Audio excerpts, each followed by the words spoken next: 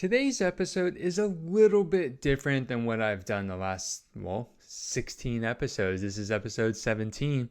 And not that we're really changing the format a whole lot or anything like that. I'm not doing anything crazy like that. But as I was compiling the notes for this episode and thinking about the things I wanted to talk about, I realized that the disc golf tip and the disc review oddly work very close together. Well, oddly if we were doing a normal disc review, but for what we're talking about today, you'll see why we're talking about the disc golf tip and the disc review together in this episode.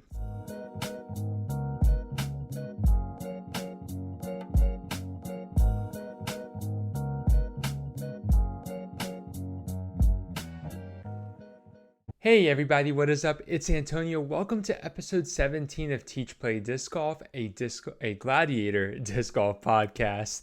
I am so excited to have you with me on the show today. I am super excited for what we're talking about because, like I said in the intro, we have some little bit of spice to today's episode. I am really excited. We're going to be talking about a disc golf skill that is related to the form, but ties very closely to the disc that we are reviewing. And that's because the disc we are reviewing is not a disc. It is PDGA approved, but it is not a disc. We are talking about the Frisbee, Ultimate Frisbee, Ultrastar, whatever you want to call it. We're reviewing this disc right beside me. I am so excited to talk about that and how it relates to our disc golf tip, which is basically how you can kind of like break your muscle memory or take a break from disc golf and sort of give yourself an opportunity to kind of forget some bad habits or really just kind of erase some bad muscle memory. So we'll talk a little bit about that. I won't go into too much detail now, but we're going to talk about the Frisbee. Then we're going to talk about that skill, talk about the Frisbee, and then we are going to recap DDO, talk about some interesting stuff that I saw on Instagram related to DDO, and then we will preview the TruBank Des Moines Challenge, which was a Disc Golf Pro Tour event last year, and it is again this year, and that will be this week's episode. I am so excited to take you through this with me, and I can't wait to hear some of your thoughts about our disc golf tip and disc review and the tournaments themselves. So let's go ahead and let's get right into it. I see it all the time on my Discord server, on social media, in the YouTube comments. People are struggling with their form, and it always tends to happen at different times for everyone. It's never necessarily, we're in that time of year where everyone struggles with their form. Not at all like that, but I have noticed that everybody struggles with their form from time to time. I think that's a normal thing. I think it's good because if you're never struggling with your form, there's a couple reasons why that may be. One, you're not trying anything new. You're not trying to improve. And you may not be playing enough to really notice that. Now, if you're also never struggling with your form, a possibly good thing about that is that you just enjoy playing disc golf for fun. You enjoy talking with friends and family about disc golf, but you're not constantly trying to improve your game. And there's nothing wrong with that. It's a great game to go out and play and just get some exercise. So if that's kind of the camp that you fall into, that is awesome. But for those that are working on their scores and improving and playing in tournaments and competition, you do care about your form and playing well. And when you hit those rough patches, those struggles, it can be really difficult to overcome those. And so this past week and a half almost, I've basically been forced to not play disc golf. My wife and I knew that the month of June was going to be crazy busy for us with travel. And it has lived up to that. Every weekend we're basically traveling. And it's not just like the 2 days, Saturday, Sunday. It's long weekends going all over the country, really traveling. And so that has made playing disc golf difficult because the things we're traveling for don't leave us a lot of time to hit a disc golf course, or are there even disc golf courses nearby? So these sort of forced breaks this month have been both difficult but also helpful. And there's a couple reasons why for that. I've been able to really just mentally think about my form and just kind of think about the habits I want to break and the habits I want to form. But also I've been giving my body the physical rest that it needs.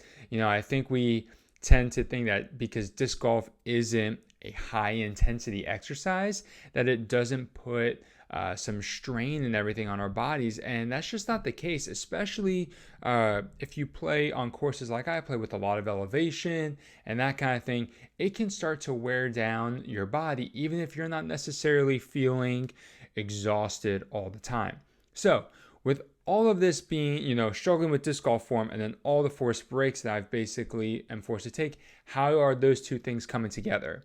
Well, muscle memory is a beautiful thing. Muscle memory helps us do tasks that are super complicated to super simple without even thinking about it. Okay? If you drive to work every day, you have muscle memory. Now, obviously, you're still paying attention to what you're doing, because if you didn't, you'd probably get into an accident. But, that muscle memory, when to turn, when to take the exit, when to start braking, okay? Like you learned about your car and that kind of thing.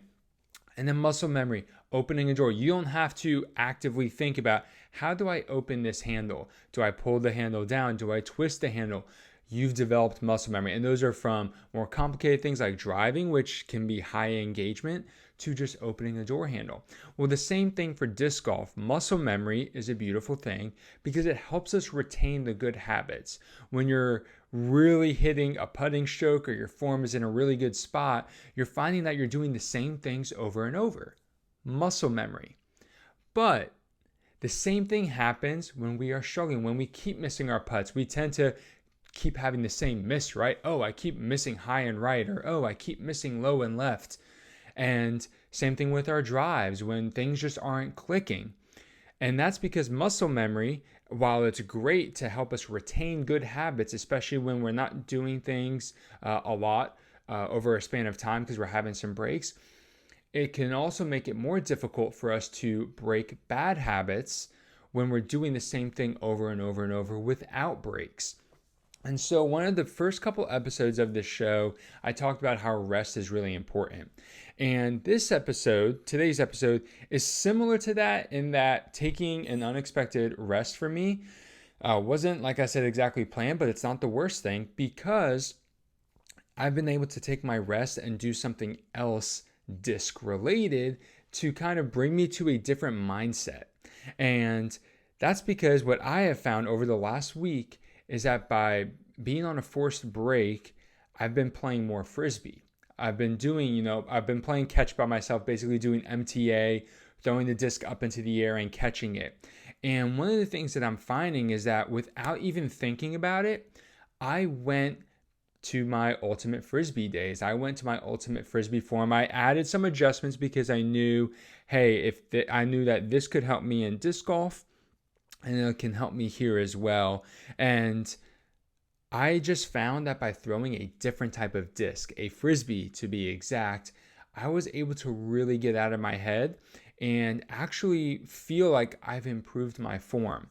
One of the biggest issues that I have is getting that chest rotation a little too early. Now, we really aren't like rotating and spinning our chest when we throw, but our follow through, if it comes in a little too soon, I end up having the disc hitting my chest. And that's also partially because I have this really bad habit of bringing the disc in too close to me, which is from some other bad habits that I've been working on breaking over a while. So obviously, as you can tell, there's a lot of muscle memory here with bad habits that I'm having to break. And throwing the Frisbee, I never had those bad habits. And so all of a sudden, I'm throwing this disc. And yes, I'm throwing up into the air. I'm not necessarily throwing flat throws, but I wasn't having those issues whatsoever. And so I kind of just was going back to throwing the disc relaxed, throwing the disc for fun, and it really got me into this good space. Now, there are similar components in throwing a disc golf and throwing a disc and throwing a Frisbee, but I will say, so that nobody jumps me, all right, there are big differences. Yes, the way you hold each of the discs tends to be pretty similar, or you can hold them in similar ways, but they do fly differently A frisbee, you're going to throw a little bit more nose up so that you can get that glide, and you are also going to throw it from a lot lower position and let it rise because the nose up angle and just how much glide a frisbee has. So while there are some similarities, there are also some vast differences, but that's good here. And that's because we want to take our mind off of disc golf specifically, but not lose some good repetitions that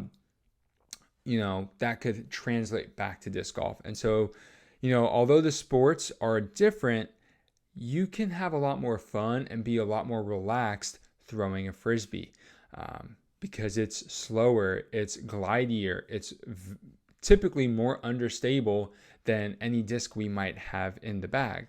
And so it's a great way to get in some reps without stressing about form.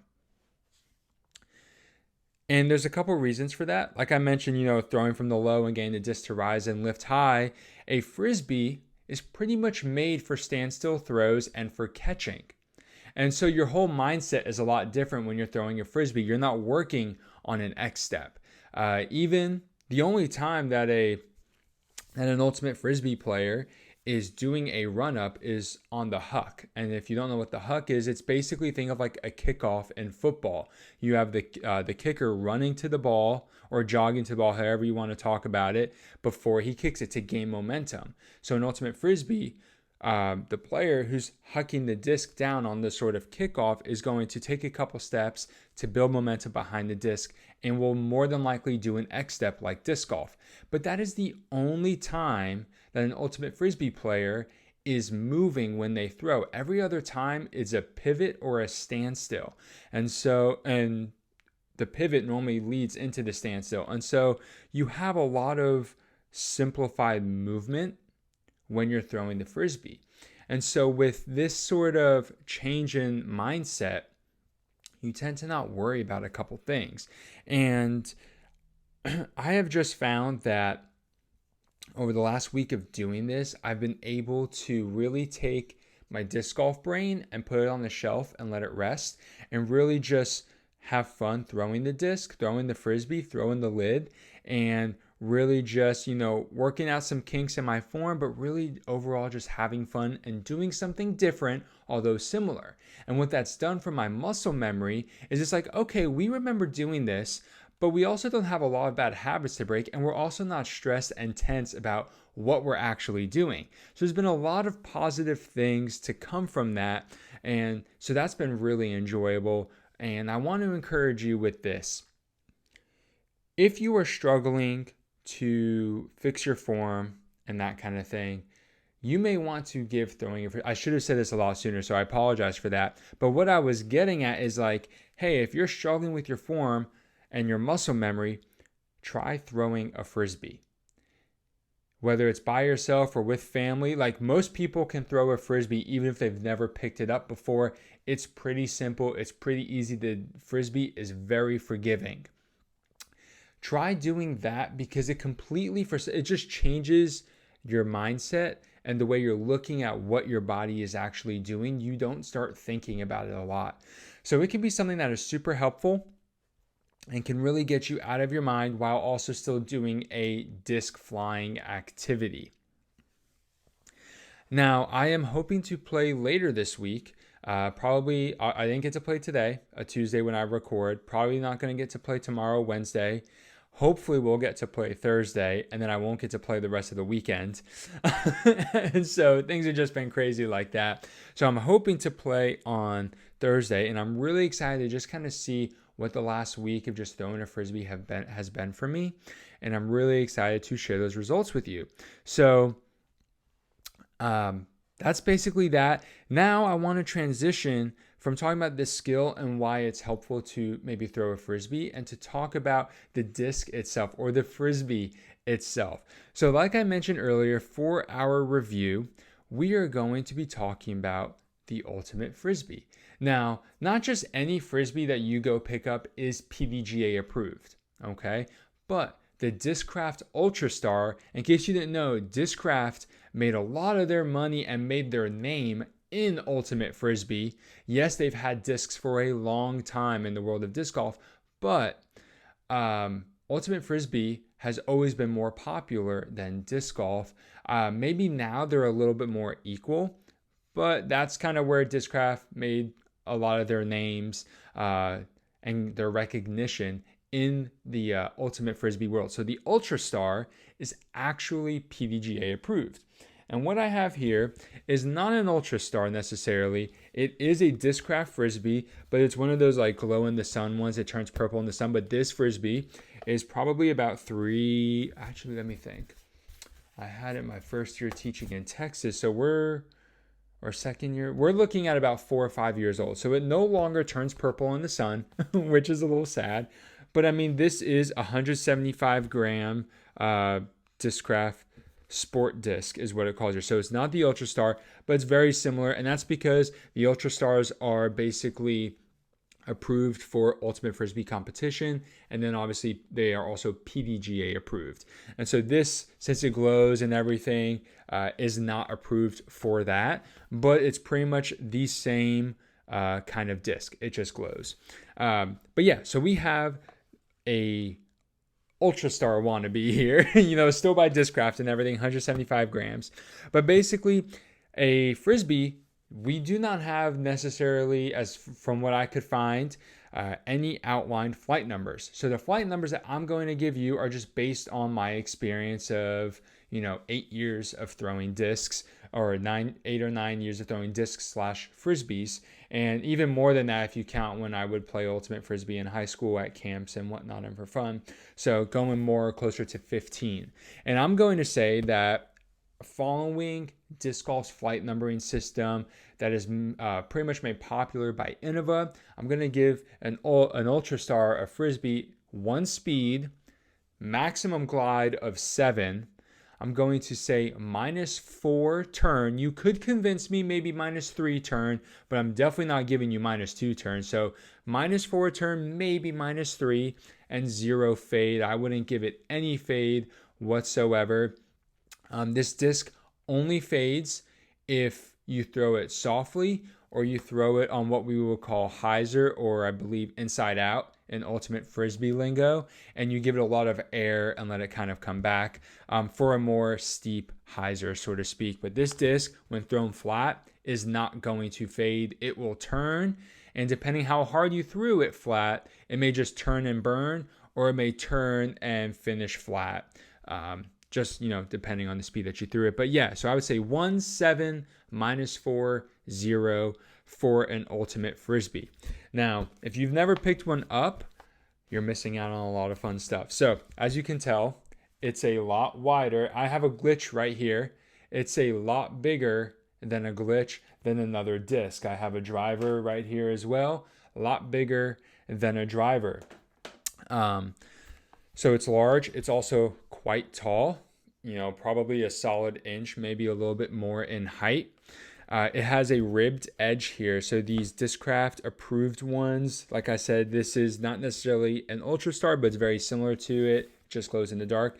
Has the ribbed edge there to help with grip, which is ideal because if an Ultrastar or a Frisbee was not ribbed right on that edge and it was just the smooth plastic that you have everywhere else, it'd be really hard to grip something this tall and sort of awkward in the hand without that grippage. So that is super helpful to have. It's obviously very wide and it's 175 grams, but it feels way lighter because it's less dense. Now I know, as I've already said here, weight is not necessarily a direct component of density, but since it's spread out over a little bit more surface area, it definitely feels lighter even though it's not. So I just want to be clear on that. It's still 175 grams. So it's not lighter than, like a max weight driver or something, but it feels it because it's just spread out over more and has a lot more airspace underneath it. When you go to hold it, one of the things you're going to notice if you just kind of make like a U with your hand is that when you go to hold it, like your fingers have to curl really far inside, more than they would for a disc. That's just because the height and then the slight, not really dome because the middle of the flight plate is flat, but just the curved edge rising up, it's going to have a pretty good bit of space underneath. And so that's why grabbing the edge is pretty comfortable for a power grip throw or doing a little bit of a modified fan grip for more touch. And some people throw power. This is kind of how I throw. I don't really throw it with a full power grip. I've always done modified grip when throwing a Frisbee. But this disc, super fun, feels light, isn't technically light. Very understable disc when you throw it. If you want this disc to fly straight, depending on how far you're trying to throw it, the more hyzer degree you have to give it. So if you're trying to really rip on this disc and have it finish left, kind of like a hyzer flip to fade, you're going to need to throw it with severe hyzer, throw it hard, it'll flip up, and then finish to the left a little bit. But if you want it to go and turn and keep turning, you're going to be able to put a little less angle on it, and it will still flip up. So super forgiving disc. As someone who played Ultimate for years before playing disc golf, I've realized over time that is why I love throwing hyzer flips, why I naturally throw hyzer flips, and why I love understable discs so much. I think they're the most fun to throw. Even neutral discs, I love throwing them on hyzer, and this is why I don't bag a ton of overstable discs, or I find a way to just, stick with an overstable disc and just beat it in over time so that I can get some nice hyzer flip plays. It's just what is comfortable for me. Now, it's PDGA approved, so why don't we see a lot of players throwing it? And there's good reason for that. If you can throw an Ultimate Frisbee 300 feet, you have absolutely smashed this disc, okay? If you can throw a Frisbee 300 feet, the length of a football field, that is an absolute rip for the average Ultimate Frisbee player. Absolute rip. Probably on the high end of, I haven't actually looked up furthest distance to throw an Ultimate Frisbee. I'm sure it's further than 300 feet. It's probably maybe even close to double that. Actually, let me look that up real quick because now that's really interesting. So the world record distance Ultimate Frisbee. And let's see, what is the world distance? Wow, no way. Okay. The world record is, I forgot about this, is 1,333 feet. More than a quarter mile, which is absolutely insane. I'm not going to watch the video because you guys wouldn't be able to see it. That is absolutely insane. It sounds like there might have been some kind of assistance though, because under that it says the longest throw of any object without any velocity aiding feature is a boomerang at over 1,400 feet. So yeah, that's just absolutely insane. The longest Ultimate Frisbee throw.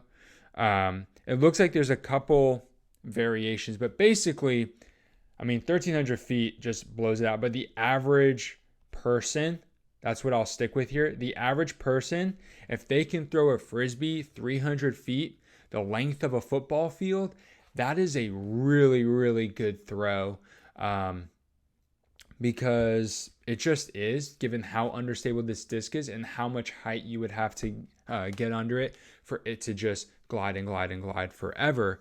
So that would be an absolute rip. Now, that being said, that's why you really don't see a lot of pros throwing it, because they can throw other discs that have a lot more integrity at that kind of high speed further. And so also, this disc just wouldn't fit in most disc golf bags today very comfortably. It really changed the way you build your bag, and it'd just be really awkward. But you can go take it and actually compete with the Frisbee if you wanted to, or just play a casual round, which is what I plan on doing very soon. But that's why you don't really see anyone really competing with it. I've never seen a pro competing with the Frisbee, because you can get discs that fit better in the bag, that fly further, and are a little bit more predictable. Obviously, someone who plays Frisbee a lot, Ultimate, they're going to be very familiar with a Frisbee with a lid, but there's a lot of wind on a disc golf course, and the wind changes a little bit more than maybe in a stadium or in a soccer field, where it's going to be more consistent from one direction. This might be really difficult. You can't throw this in a headwind because it's just going to flip so fast, but in a tailwind it would bomb a lot. So that's basically why you don't see anyone doing that. But I do plan on playing around at Liberty. I've posted a good bit about the local course here at Liberty, kind of my home course now.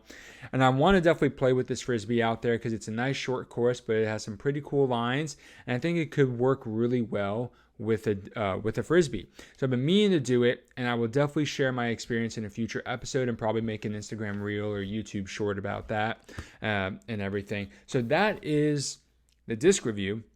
And I hope that disc review kind of gives you some insight as to why you should consider throwing a Frisbee if you are dealing with some form issues, or you're wanting to just take a break, or you're kind of on a forced hiatus where you're not able to play for a couple days or a few weeks, or you're only able to play intermittently like me. Throwing a Frisbee is a great way to kind of keep that motion fresh, but not be thinking so disc golf oriented. If you need some help with those skills, by the way, send me a video on GiveGo. You can get your first video for free with discount code REGIRO. And if you want to pick up, I don't know that OTB sells Frisbees, but if you need to pick up a disc, the disc review is always sponsored by OTB Discs. You can head over to their website or otbeast.com if you're on the East Coast. Use discount code GLADIATORDG for free shipping and get yourself some really cool discs. They've just recently uploaded a bunch of new discs that are really, really sweet, so you definitely want to go ahead and check those out. So let's go ahead and let's recap the DDO. So the DDO was pretty interesting, I'll say, and not necessarily all in the best ways. It was very quiet. Like if you looked past the players and at the crowds, there weren't a ton of people like we're used to seeing. There was no wind because it was a different time of year. I didn't make that connection last week when I was previewing DDO.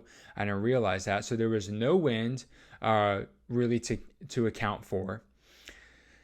And truthfully, that's made kind of watching the coverage, the post-produced coverage, a little boring. Without wind, this course is fairly easy for the pros to score on. Now, I'm not saying that I would be shooting, minus 27 or whatever. It's not that easy. This course is still tough. It's got some OB right there. It's kind of easy to get into the OB if you just take a bad skip. There's a lot of trees. It's not quite a wooded course, but there's trees in the fairway that definitely affect the way you throw the disc. It's not an easy course by any means. I'm just saying that it's easier because there was no wind. And with it being DDO, it kind of felt weird watching DDO and not seeing any wind, not seeing any of that challenge that we're used to seeing. It was definitely a little bit less intimidating of a course, of a tournament, than maybe we were expecting. And I'm also wondering, and I believe that is why we saw quite a few more eagles on this course than maybe we are accustomed to seeing, because a lot of the distances and pars didn't change for the lack of wind. It was just the lack of wind made it much more attackable, which is why we saw higher scores. Remember, in last week's episode, we talked about how Ricky won with a score of minus 10 and Kristen won with a score of minus 3 or minus 5. So combined, it was, minus 15 for first place. Whereas minus 15 this week, or this past weekend, I should say, let's see, minus 15 would have gotten you tied for 35th. And that's between, so then we go minus 10 actually for Ricky's score last week would have gotten you tied for 57th at minus 10. And in FPO, minus 3 would have gotten you 11th place. Minus 5 would have gotten you 9th place. So the winning scores last week, or last year I should say, would have done you no good this year, which is just really kind of crazy to think about. But yeah, that is kind of how much the wind affects that course. And when a weather condition like that plays such a big component on course design and how the players attack it, it definitely changes the way it feels when it's not there. And that's why it was kind of boring. Now, I mentioned something about the lack of crowds. I follow a couple of disc golf meme pages, so I'm going to shout one out here. I followed this one for a while now. Chuck Discs made a meme about how there were no crowds. They showed 2021 crowds, 2022 crowds, and 2023 crowds. And it was pretty eye-opening. And when you're watching post-produced coverage, or if you watch live, you probably didn't pick up on it maybe immediately, but you started to notice, hey, there's just not a lot of crowds at this event. Now, I don't know if it's because they changed the dates or what have you. I don't know anything specifically, but we have been noticing a downward trend since the COVID pandemic. Remember, Disc Golf Pro Tour bought out Moines because Moines wasn't able to pay the $250,000 price tag for lead card coverage. Well, why couldn't they? Because they weren't able to make enough money with merchandise sales. They weren't able to make enough money based on their views, okay? And so viewership, if that's kind of the main moneymaker, which when you have hundreds of thousands of subscribers and you get hundreds of thousands of views on every video, if you notice, if you have a drop in that viewership, your bank account's going to be affected. So we already kind of saw this happening, most recently with the buyout for between the Disc Golf Pro Tour and Moines. But I guess you're, starting to see it a little bit more. Now, I had a conversation actually with Chuck Discs about this in our DMs and everything. And it almost feels like disc golf was on this bubble, this trajectory, okay, because of the COVID pandemic and people being exposed to the sport. And so the question that we get to talk about and kind of ask is, did that bubble burst? And did it burst because they didn't take, meaning PDGA, Disc Golf Pro Tour, did it burst because they didn't take advantage of opportunities that were before them? What I mean specifically here is something that Chuck Discs pointed out, meaning not going to ESPN. Pickleball went to ESPN. Cornhole has been on ESPN for a while, but there was another sport now that I'm drawing a blank on that went to ESPN, and those sports are still growing. But disc golf is starting to slow down a little bit. Now, Disc Golf Network subscriptions are down, payment is down, people are watching less live disc golf. It seems like post-produced coverage is down as well. So we're seeing this happen. Does that mean that all these disc golfers are going and looking at these other sports? Not necessarily. I think you're always going to have the core community that will be there. And disc golf is still going to be a thing. I'm not worried about it disappearing or anything like that. But when we're talking about, hashtag grow the sport, if we're going to, as a community, continue to sort of use that hashtag and do these things, would growing the sport mean bringing it to outlets that can do more with the content, i.e. ESPN? Even if we're on ESPN Ocho, all right? Well, that ESPN Ocho, well, no, that would be ESPN 8. I don't think that's just in Spanish. That would be ESPN Deportes. But basically just getting on ESPN, would that be helpful? Probably. And they didn't. So it's something very interesting to watch for because those crowds were very, very small. I mean, we were watching lead card coverage and it was like hardly any crowds, and it's in June. It was beautiful weather. It's not like it was raining. We've seen bigger crowds at tournaments where there was rain than what we saw at DDO. Is this just a blip on the screen? Is this an overreaction? It's possible. I'm not saying that I fully believe one way or the other, but I just think, we get to have these conversations as a disc golf community. Is this something we need to be looking for?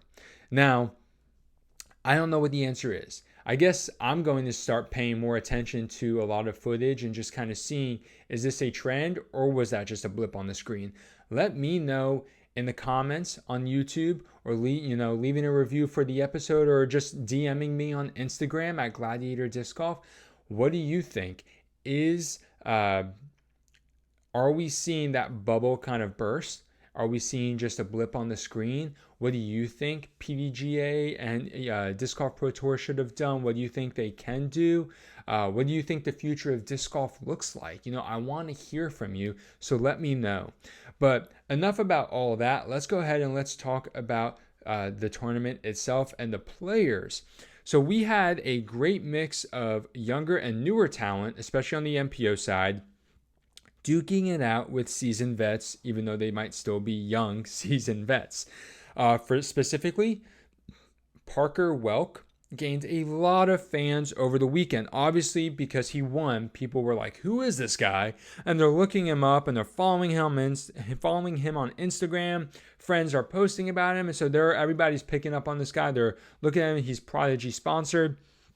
All this good stuff. First off, another guy for Prodigy winning. So Prodigy really having a good year this year, if we're being completely honest, with their MPO team.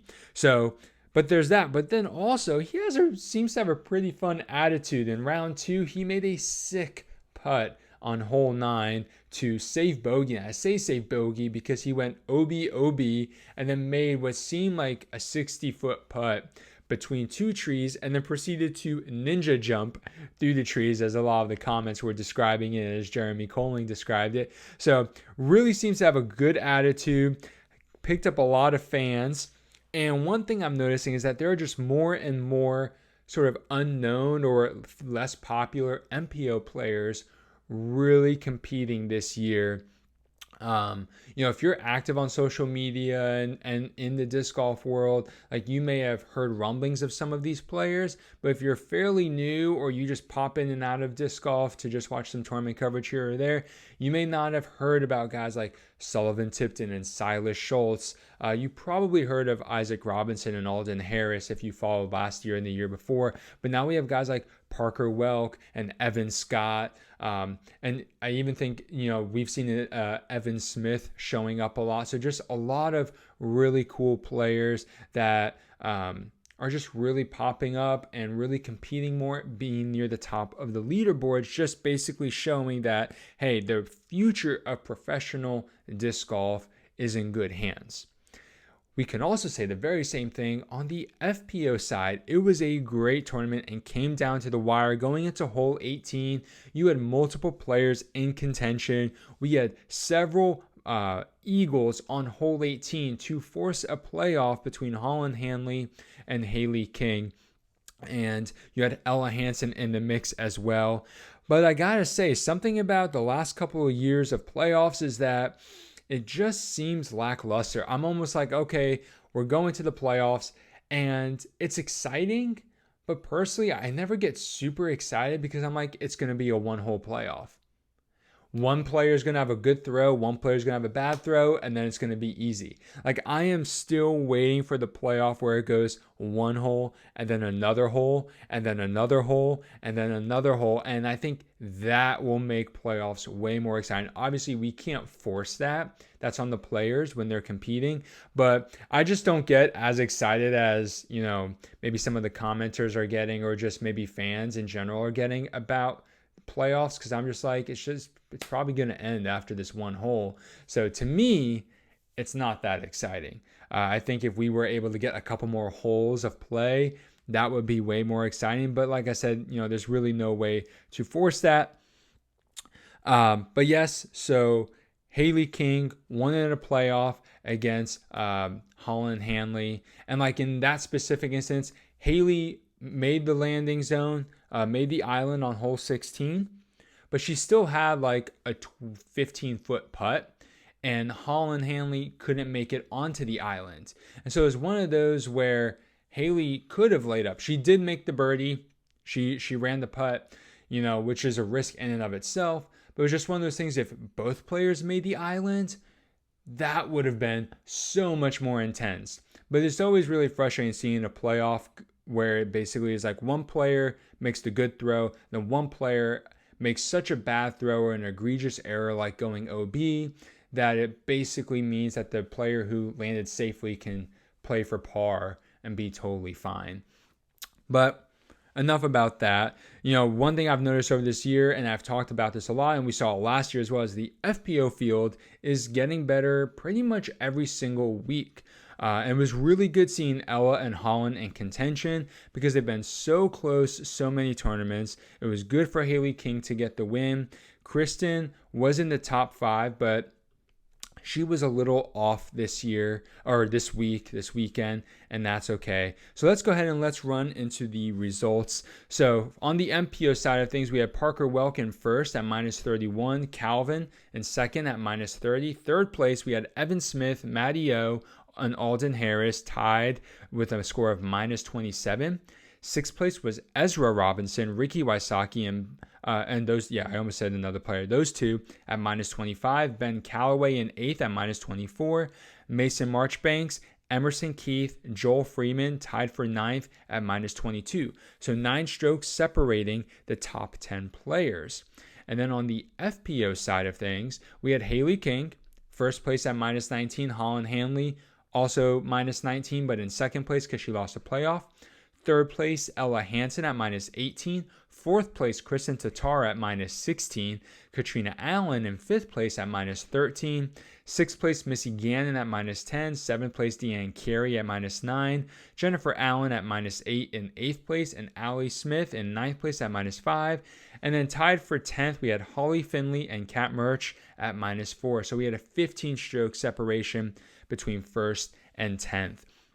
So but those first 5 spots are really close. This is one of those things where, man, I really want to see Missy Gannon finish a tournament strong. I've been noticing this, and I haven't talked about it a lot, but she will perform well round 1 and 2, and sometimes, get on the lead card coverage, and then just,